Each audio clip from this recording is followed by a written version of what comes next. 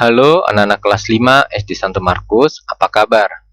Semoga kalian masih dalam keadaan sehat dan selalu semangat walaupun kalian belajar dari rumah.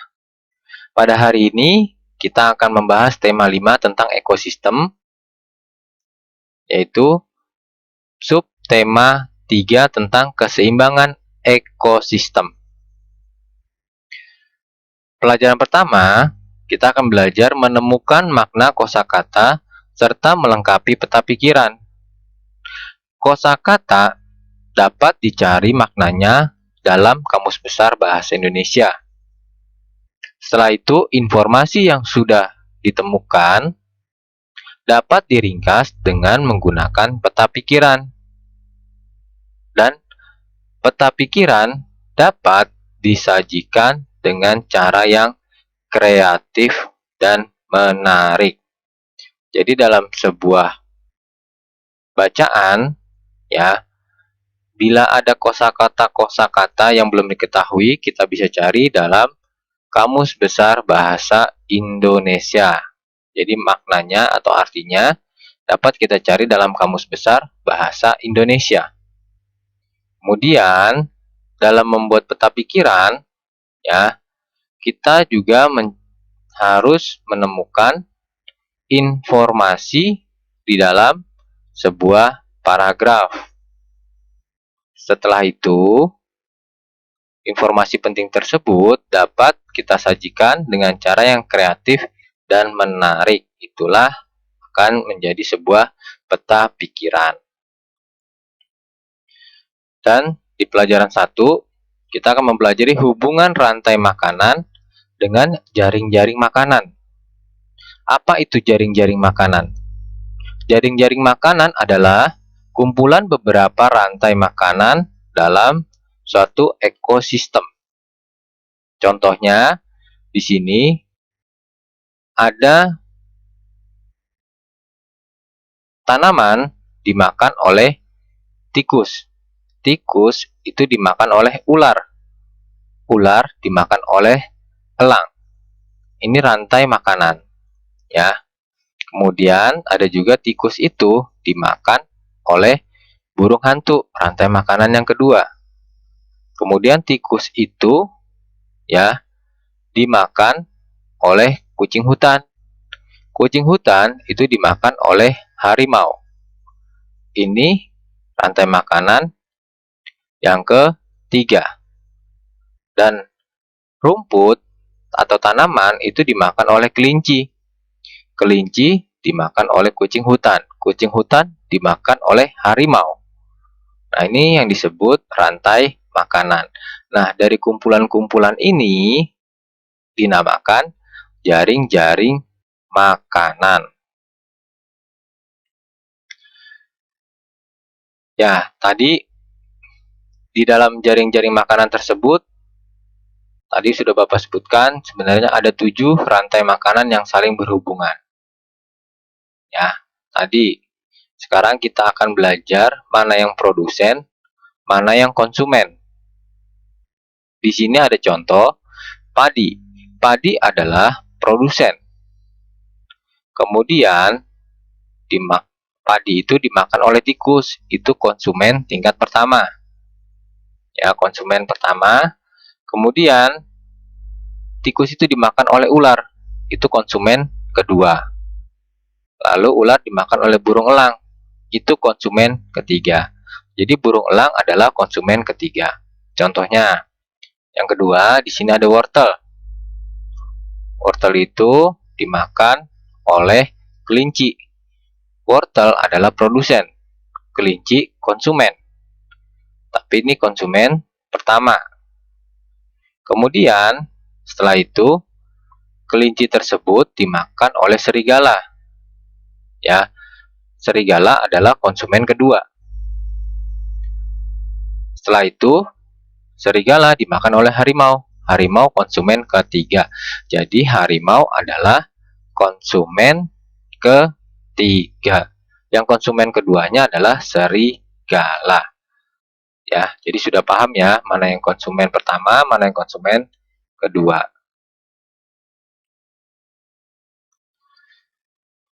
Di pelajaran 2, kita akan belajar membuat pertanyaan teks non-fiksi. Ya. Perhatikan contoh penggunaan kata tanya di bawah ini. Kata tanya apa? Apa yang dimaksud dengan ekosistem? Nah, ini contoh kalimat tanya. Lalu kata tanya mengapa? Mengapa ekosistem harus dijaga? Ini kalimat tanyanya dari kata tanya mengapa. Di mana? Di mana ekosistem air tawar berada? Yang keempat, kapan? Kapan terjadinya perubahan ekosistem? Yang kelima, kata tanya bagaimana? Bagaimana terjadinya perubahan ekosistem? Yang keenam, kata tanya siapa? Siapa yang bertanggung jawab menjaga keseimbangan ekosistem? Jadi, saat kalian membuat kalimat tanya, ya, yang harus kalian perhatikan adalah penggunaan kata tanyanya. Jadi, ini adalah contoh kalimat tanya yang kalian sudah pernah pelajari. Apa itu fungsinya untuk menanyakan, lalu mengapa, fungsinya untuk apa, lalu di mana, menanyakan tempat, lalu kapan, itu menanyakan waktu. Ya, kalian nanti akan pelajari dan ingat-ingat kembali penggunaan kalimat kata tanya. Yang pelajaran 2, pengaruh perubahan lingkungan terhadap keseimbangan ekosistem. Rantai makanan tidak akan terganggu selama semua komponen dari rantai makanan tersebut tetap berperan. Jika salah satu komponen rantai makanan tidak ada, komponen rantai makanan lain akan terganggu. Contohnya, di sini ada tanaman jagung. Tanaman jagung dimakan oleh belalang. Ya, belalang dimakan oleh katak. Katak dimakan oleh ular. Jika salah satu hilang, contohnya kataknya tidak ada. Ya, katak tidak ada atau sudah musnah, apa yang terjadi? Ya kan? Berarti belalang akan makin berkembang pesat karena tidak ada yang memakan belalang. Ya. Bisa juga yang ular itu akan semakin berkurang. Karena apa? Karena tidak ada yang dimakan. Sama seperti halnya kadal jika tidak ada. Ya, berarti ular juga akan berpengaruh. Ya, habitat ular, perkembangbiakan ular akan berpengaruh karena dia akan punah karena tidak ada yang dimakan. Contoh lagi, misalnya belalang. Belalang yang punah, pasti katak dan kadal tidak ada yang dimakan oleh mereka. Makanya mereka akan berkembang pesat. Bukan berkembang pesat, terbalik. Malah dia akan musnah. Ya, karena tidak ada makanan. Dan ular juga akan musnah. Jadi seperti itu, itulah jika salah satu komponen rantai makanan tidak ada, komponen rantai lainnya akan terganggu. Contohnya seperti itu. Menyimpulkan informasi dari teks non-fiksi. Menyimpulkan berarti menyarikan informasi berdasarkan apa yang telah diuraikan. Ya, berarti mencari informasi berdasarkan apa yang diuraikan. Untuk menyimpulkan informasi dari teks non-fiksi, kamu dapat mengacu pada hasil identifikasi teks non-fiksi berupa ide-ide pokok teks. Jadi kalau mau menyimpulkan sebuah informasi, kalian harus mencari ide pokok pada teks tersebut. Itu langkah untuk menyimpulkan. Pengaruh letak geografis terhadap kehidupan sosial budaya masyarakat. Pengaruh letak strategis Indonesia memberikan keuntungan sebagai berikut. Yang pertama, terjadinya alkulturasi atau pencampuran budaya. Karena kita masih banyak ya suku-suku ya yang ada di Indonesia yang mempunyai budaya-budaya masing-masing. Jadi itu akan memungkinkan untuk terjadinya alkulturasi yang memudahkan penyebaran budaya Indonesia ke luar negeri. Yang ketiga, pengaruh letak strategis Indonesia memberikan kerugian sebagai berikut. Maaf, ini pengaruh kerugiannya. Ya, kerugiannya adalah banyak budaya daerah yang tersingkir akibat masuknya budaya asing. Seperti zaman sekarang, ya, beberapa kebudayaan Indonesia sudah banyak yang hilang. Karena apa? Masuknya budaya-budaya asing ke Indonesia. Jadi itu pengaruh letak strategis yang memberikan kerugian pada negara kita.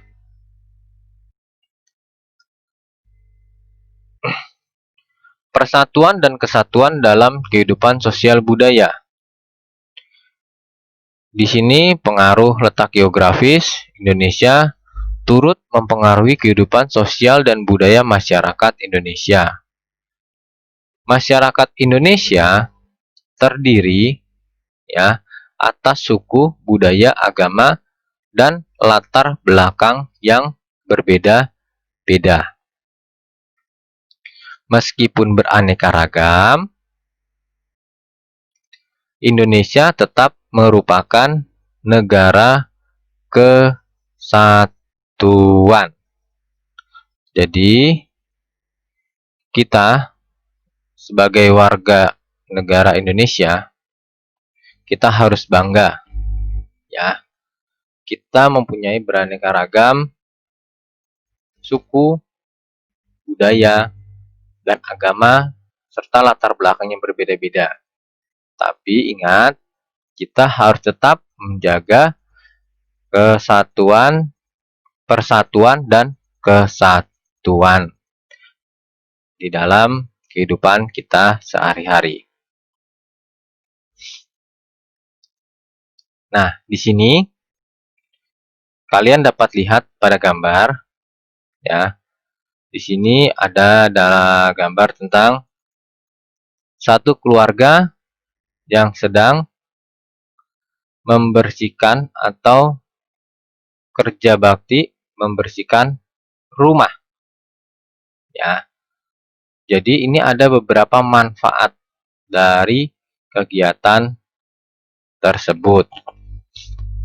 Antara lain, yang pertama itu dapat meringankan pekerjaan. Ya. Yang kedua, dapat menjalin persatuan dan kesatuan ya di dalam kehidupan keluarga. Dan yang ketiga, jadi ini dapat meningkatkan keharmonisan antar anggota keluarga. Dan masih banyak lagi manfaat dari kegiatan bersama dengan keluarga.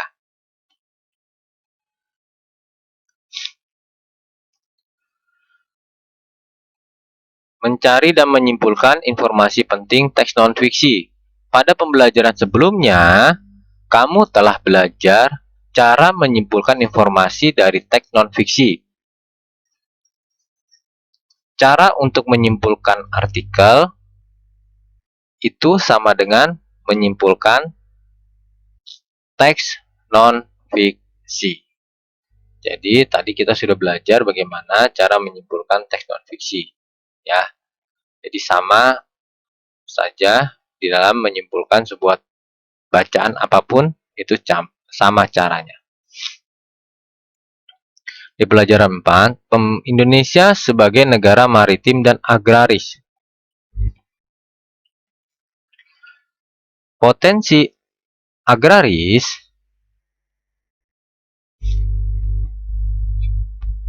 antara lain ketersediaan lahan, iklim yang mendukung, serta tanaman unggul.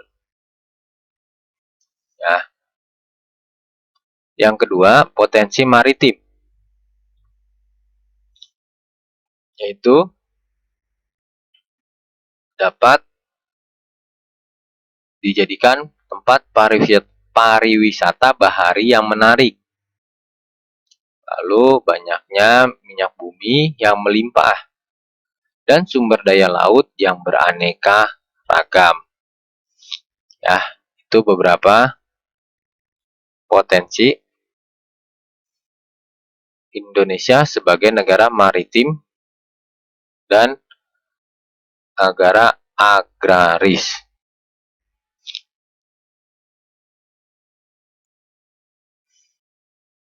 Persatuan dan kesatuan dalam kehidupan sosial budaya.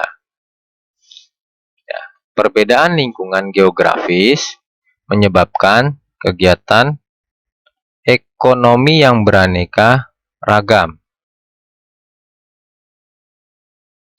Keragaman kegiatan ekonomi ini bermanfaat karena masyarakat dapat saling bekerja sama untuk memenuhi kebutuhan mereka. Jadi, pemenuhan kebutuhan pangan memerlukan kerjasama pelaku ekonomi.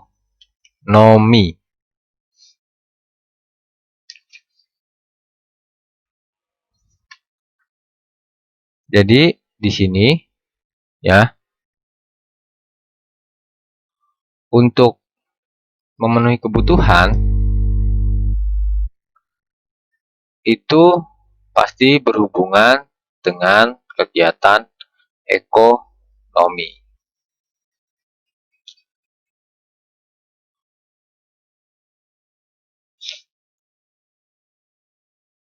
Langkah-langkah membuat peta pikiran.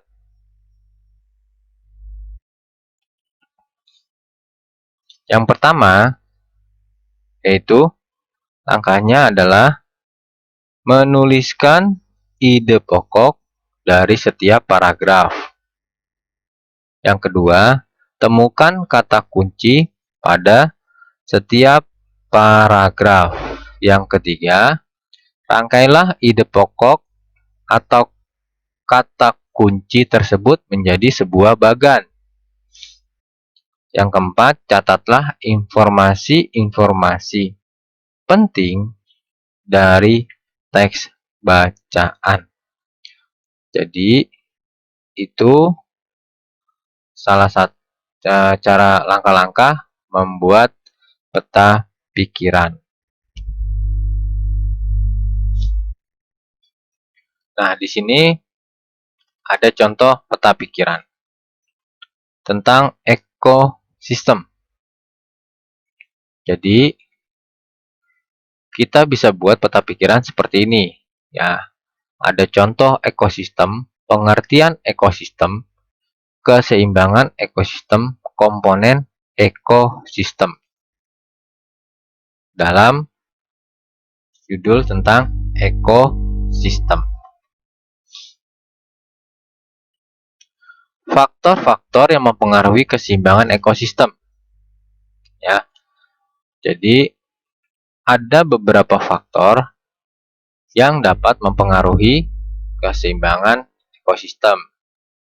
Yang pertama adalah faktor alam. Faktor alam adalah peristiwa alam yang dapat mengganggu keseimbangan ekosistem, umumnya berupa bencana alam. Jadi faktor alam itu contohnya adalah bencana alam. Pada gambar dapat kita lihat ini adalah sebuah tanah longsor. Ya, dalam kejadian tersebut pasti ada beberapa ekosistem yang terganggu karena terjadinya tanah longsor. Yang kedua adalah faktor aktivitas manusia.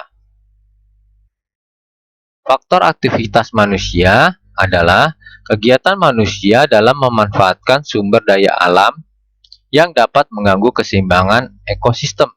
Nah, di sini contoh dalam gambar dapat kita lihat adalah penebangan pohon. Apa sih yang terjadi jika pohon banyak yang ditebang? Pasti ada beberapa ekosistem yang akan terganggu. Contohnya burung. Ya, burung tidak ada tempat hinggap atau tempat bersarang.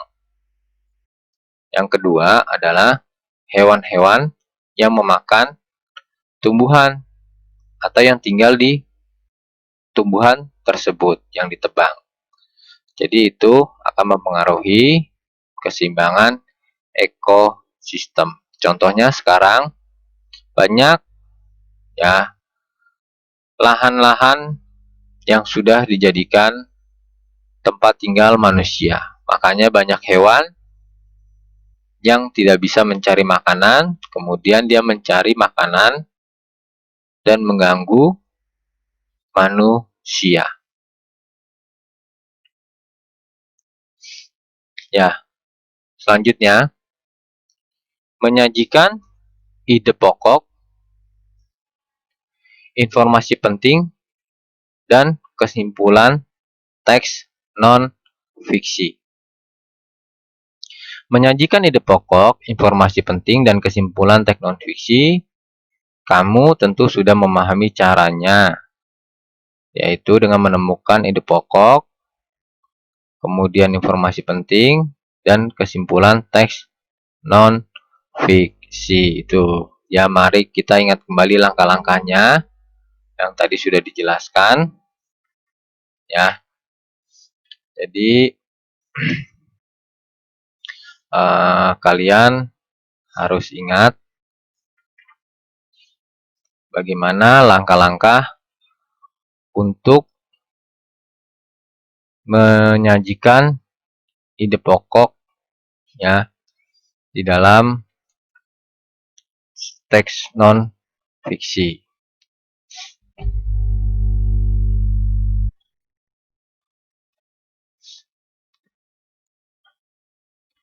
Bahasa Indonesia itu adalah sebagai bahasa persatuan. Bahasa Indonesia merupakan alat komunikasi yang mempersatukan seluruh bangsa Indonesia.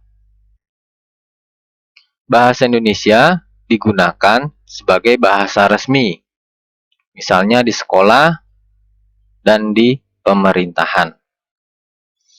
Jadi, bahasa Indonesia itu adalah bahasa persatuan. Kalau kamu ke daerah manapun, ya, kalian dapat menggunakan bahasa Indonesia jika kamu tidak mengerti bahasa daerah yang kamu kunjungi. Karena ini kita di Indonesia, bahasa Indonesia itu wajib ya bagi anak sekolah, wajib hukumnya untuk mempelajari dan memahami tentang bahasa Indonesia. Indonesia. Demikian penjelasan yang dapat Bapak berikan di subtema 3, yaitu tentang ekosistem, ya, di pembelajaran tema 5, sub tema 3 tentang keseimbangan ekosistem.